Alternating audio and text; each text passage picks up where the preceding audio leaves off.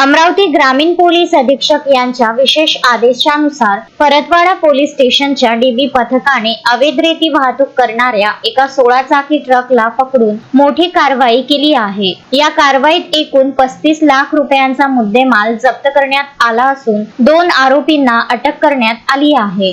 28 जून रोजी पोलीस पथकाला खात्रीलायक माहिती मिळाली होती की एका 16 चाकी ट्रक मधून अवैध रेतीची वाहतूक परतवाडा येथील मुगलाईपुरा गुलजार कॉलनी परिसरात केली जाणार आहे। मिळालेल्या माहितीच्या आधारे पोलिसांनी सापळा रचून सदर ट्रक अडवला। वाहनाची तपासणी केली असता त्यामध्ये 10 ब्रास पिवळी रेती आढळून आली। चौकशी दरम्यान चालक मोहम्मद इम्तियाज मोहम्मद युसुफ व 49 वर्ष राहणार गुलजार कॉलनी आणि सहचालक गजानन शेळके राहणार मोगरदा यांच्याकडे रेतीची लॉयल्टी किंवा वाहतुकीचा परवाना नसल्याचे स्पष्ट झाले। या गुन्ह्यातील ट्रक मालक शोएब खान अख्तर खान राहणार टीचर कॉलनी हा सध्या फरार असून पोलीस त्याचा शोध घेत आहेत। या कारवाईत पोलिसांनी 10 ब्रास रेती आणि 16 चाकी ट्रक असा एकूण 45 लाख रुपयांचा मुद्देमाल जप्त केला आहे। परतवाडा पोलीस स्टेशन मध्ये आरोपी विरुद्ध गुन्हा नोंद क्रमांक